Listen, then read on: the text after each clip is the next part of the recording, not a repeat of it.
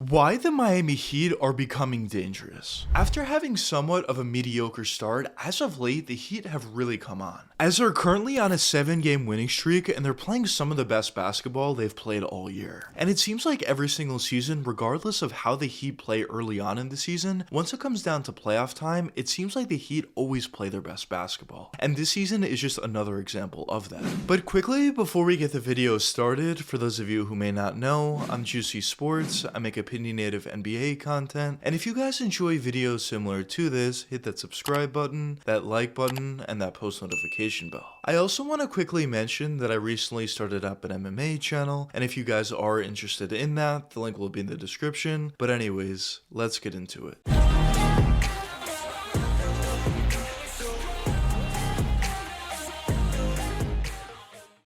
Ever since Erik Spoelstra made it to the Miami Heat, they were able to have a ton of success. Of course, they had a lot of talent on the rosters. They had a ton of success with the big three of Dwayne Wade, LeBron James, and Chris Bosh. But even after that trio left Miami, one thing that was constant was success. It seemed like no matter what roster you put in front of Spoelstra, he was able to get the absolute most out of that team. And when you talk about a coach that's consistently able to take your team to the playoffs season after season, regardless of what roster he has in front of him, it's pretty clear that he's one of, if not the best coaches in the entire NBA. And I think this season is a great example for why I feel that way. Because when you look at the Heat's roster, they definitely do have a good amount of talent. You talk about Jimmy Butler, you talk about Tyler Hero, Bam Adebayo, recently acquiring Terry Rozier, of course some other guys as well. There is a good amount of talent on this roster, but when you look at the Heat's success as of late and compare that to a lot of other teams in the league, I think the Heat are playing a lot better than a lot of other teams that probably have a lot more talent. But a question that some of you may be wondering at this point is, why do I think the Heat are once again becoming dangerous? Well, in my opinion, it comes down to a couple different factors, but the first factor I want to touch upon is the overall roster. Because when you look at this roster, there's obviously a lot of talent. At the top of the ticket, you have Jimmy Butler. He's a guy who defends at an extremely high level, but offensively, he's also one of the better players in the entire league. He does a phenomenal job from that mid-range area. He does a phenomenal job driving all the way to the basket, and it seems like as the season progresses and as we head towards the playoffs, he gets more and more unstoppable.